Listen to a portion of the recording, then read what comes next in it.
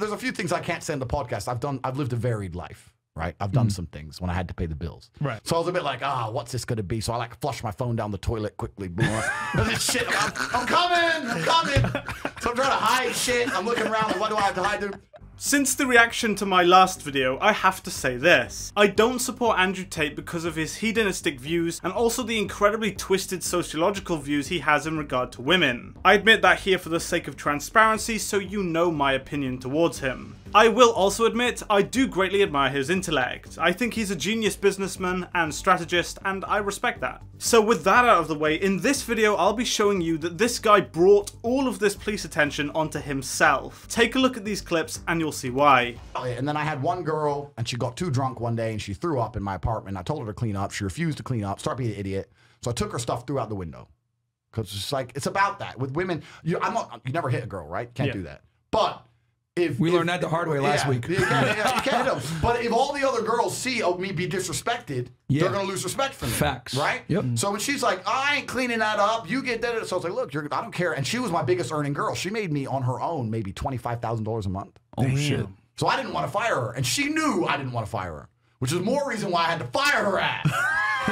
So I was like, all right, cool. You want to be a gangster? Right, you're a gangster. Got her shit. We're like high up. We're like high up, like here. It was just out the window. So throws out the window. Got her by her two arms and marched her out the door, locked the door, end of it. So it's 5 in the morning, and this is about 4 months later. 5 in the morning, 4 months later, I'm laying in bed. Girl here, chilling, living the life. And I heard the door, boom, boom, boom, boom. And I don't know how I knew, I just knew it was police. The way they knocked that door, I was like, if you were going to rob me, you'd kick the door in, or this is just too obvious. And as soon as I heard that noise, I just paused for a second, I heard, police! And I was like, man. Damn it. I was like, But I didn't know what it was for, right? But there's a few things I can't say in the podcast.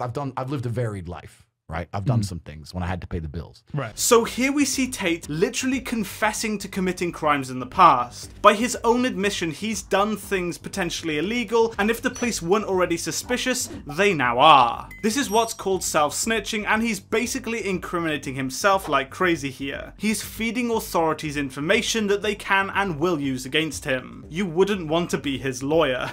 All he's complaining about is the police literally doing their jobs in stopping crime and catching criminals. That's the simple message here. So I was a bit like, what's this going to be? So I like flush my phone down the toilet quickly. Boom. This shit, I'm coming. So I'm trying to hide shit. I'm looking around, like, what do I have to hide? So again, by his own admission, he's deliberately destroying evidence here. This is incredibly suspicious behavior and tells authorities that he's got something to hide. He must have something suspicious on that phone, else why would he try and destroy it? You can see why authorities would be incredibly suspicious about Andrew Tate, and Tate supporter or not, you can't blame them. He's confessing here. Eventually the door comes off the hinges, boom, police bust in, fully armored, helmet, boom. The guy at the back had a clipboard of me standing there after one of my fights with a world title belt, and they sent like the big man squad, like the crazy man. All the officers were like 6'6". Yeah. The big boys came. Damn. They sent all the niggas to get you. Yeah. All the British niggas. They said the big boys. And I'm standing there like, okay.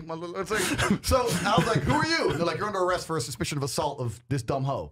And I'm like, wait, this is dumb hoe? And the police were like, well, look, don't talk to us. We just have to bring you in, talk to the investigator. So I went to the investigator. They kept me in a cell for a day and a half. They sent officers to raid my house, took all my electronics, took all my phones, all my laptops, went through my entire personal life, found 11 new things to raise charges against me for. It's unrelated because the original case got dropped because she had no evidence and she was lying. Because all the other girls in the house went to on my behalf and testified against her. She's lying. Yeah, right. So they're like, okay, but we've been through his life. He has a Lambo and a bunch of pussy and he's enjoying himself. And that's not allowed in the Western world. So we've been through his life and we found 11 new reasons to raise crap against him. It's a common tactic for law enforcement agencies to use minor suspicions as an excuse to investigate and search a vehicle or property. Clearly they were already investigating Tate and used this woman's testimony as an excuse to search the property to gather more information for future cases. Police can and do pull people over for having air fresheners dangling from their car mirrors as an excuse to pull you over if they want to investigate you. This is incredibly common. So I had 11 new charges, blah, blah, blah, and I just woke up one day and said, I cannot live in this kind of, I will not live under a government that will do this to me when I've done nothing wrong. So I had to leave and go somewhere. And by coincidence, I had a fight coming up in Romania. So I went and fought in Romania. And I just thought, you know what?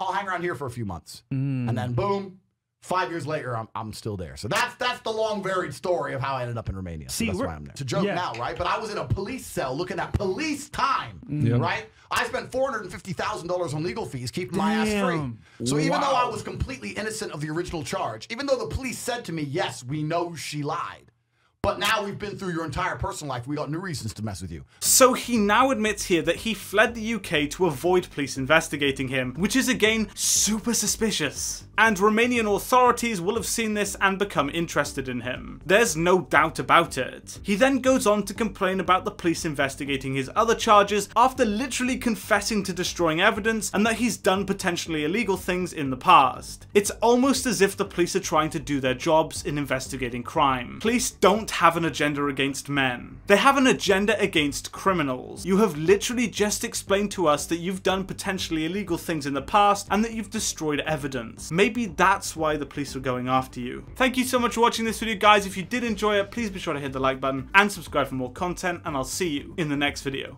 Goodbye.